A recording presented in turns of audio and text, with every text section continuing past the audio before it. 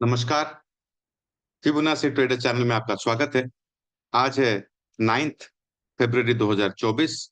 Time हो रहा है 9:30 इन द मॉर्निंग। आइए देखते हैं आज तीनों इंडाइसेस की लॉन्ग और शॉर्ट के लिए क्या क्या लेवल निकल के आते हैं। अगर हम बैंक निफ्टी देखें तो बैंक निफ्टी का लॉन्ग ट्रेड निकलता है। अगर प्राइस 45,172 के ऊपर सस्टेन करता है तो एक लॉन्ग ट्रेड बन सकता है, जिसका फर्स्ट टारगेट होगा 45,520। सेकंड टारगेट होगा 45,675। ये हो गया लॉन्ग ट्रेड के लिए एंट्री लेवल और टारगेट्स।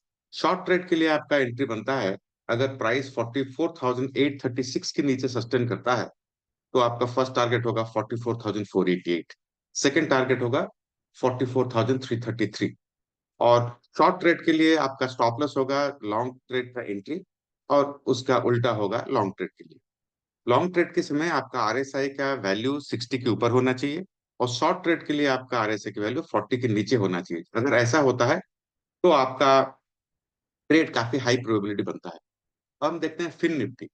फिन निफ्टी में लॉन्ग ट्रेड बनता है जब प्राइस 20,099 के ऊपर सस्टेन करता है। फर्स्ट टारगेट होगा 20,752। सेकंड टारगेट होगा 20,320 लॉन्ग ट्रेड के लिए। शॉर्ट ट्रेड के लिए लेवल आता है 19,926। उसके नीचे अगर प्राइस सस्टेन करता है तो 19,773 का फर्स्ट टारगेट है। 19,704 का सेकंड टारगेट है। सेम रूल एप्लीकेबल है शॉर्ट ट्रेड के लिए। स्टॉप लॉस है लॉन्ग ट्रेड की एंट्री, लॉन्ग ट्रेड के लिए आपका स्टॉप लॉस बनता है शॉर्ट ट्रेड की एंट्री। तो लॉन्ग ट्रेड के लिए आरएसए की वैल्यू 60 के ऊपर होना चाहिए, और शॉर्ट ट्रेड के लिए आपका जो एंट्री लेवल होता है वो वही होगा लॉन्ग ट्रेड का स्टॉप लॉस। अब देखते हैं फिन निफ्टी। फिन निफ्टी में आपका लॉन्ग ट्रेड ट्रिगर होगा 20,099 के ऊपर। मान लीजिए 20,100। और ये मैं फिन निफ्टी दिखा रहा हूँ, मैं निफ्टी कर लेता हूँ। निफ्टी का आपका लॉन्ग ट्रेड ट्रिगर होगा जब प्राइस 21,746 के ऊपर सस्टेन करेगा और आरएसआई 60 के ऊपर रहेगा। इसका फर्स्ट टारगेट होगा 21,836। सेकंड टारगेट होगा 21,876।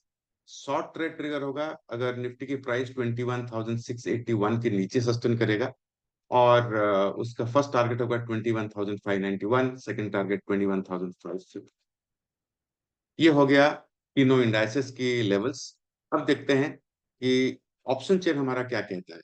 ऑप्शन चेन एक बार रिफ्रेश करके देखते हैं करंट टाइम में क्या बताता है। दोनों इंडाइसेस बेरिश दिख रहे हैं, तो आपको इस सिचुएशन में शॉर्ट ट्रेड करने के लिए सोचना चाहिए, उसकी अपॉर्चुनिटी ढूंढना चाहिए। शॉर्ट ट्रेड मतलब आप पुट बाय कर सकते हैं, या कॉल सेल कर सकते हैं, या फ्यूचर सेल कर सकते हैं।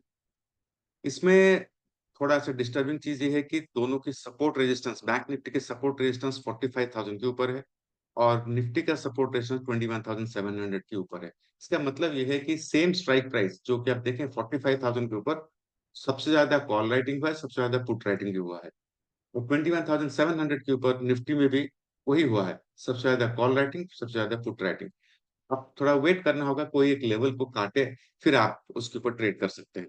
अगर हम विजुअल डैशबोर्ड में देखें कि एडवांस डिक्लाइन कैसा है, तो बैंक निफ्टी में टोटल 12 स्टॉक्स है, उसमें से 8 एडवांस है, 4 डिक्लाइन है। तो यहाँ इस तरफ थोड़ा बुलिश दिखा रहा है। और निफ्टी के 50 कॉन्स्टिट्यूएंट्स में से 28 एडवांस में, 22 डिक्लाइंस में है। तो ये रहा हमारा इंडाइसिस की एनालिसिस। देखते हैं कि क्या कोई स्टॉक्स लॉन्ग या शॉर्ट के लिए आते हैं। पहले देखते हैं लॉन्ग में क्या आते हैं। लॉन्ग ट्रेड के लिए ये सारी एफ एंड स्टॉक्स है। एक आया है ओरेकल फाइनेंस, इसका लॉन्ग ट्रेड ट्रिगर हुआ है। अगर आप चाहें तो इसमें कैश में लॉन्ग कर सकते हैं, फ्यूचर लॉन्ग कर सकते हैं, कॉल ऑप्शन बाय कर सकते हैं, या पुट ऑप्शन बेच सकते हैं। अगर हम देखें शॉर्ट के लिए, शॉर्ट का भी एफ एंड का स्टॉक्स है। इसमें काफी आया है, अभी तक हमारे पास 19 स्टॉक्स आए हैं शॉर्ट ट्रेड के लिए। जब एक स्टॉक आता है लॉन्ग के लिए, 19 स्टॉक आता है शॉर्ट के लिए, इसका मतलब मार्केट में, ब्रॉडर मार्केट में बियरिशनेस है। तो ये जितने सारे स्टॉक्स आ रहे हैं शॉर्ट के लिए, इसका आप कैश में शॉर्ट कर सकते हैं, या फ्यूचर्स बेच सकते हैं, या कॉल ऑप्शन बेच सकते हैं, या पुट ऑप्शन खरीद सकते हैं। सिर्फ आप ध्यान रखें, कभी भी डेरिवेटिव में या फ्यूचर एंड ऑप्शंस में ट्रेड करते हैं तो सिस्टम में स्टॉप लॉस जरूर लगा के रखें। Thank you so much. अगर आपको वीडियो अच्छा लगा जरूर इसको शेयर करें, लाइक करें, और चैनल को सब्सक्राइब करें।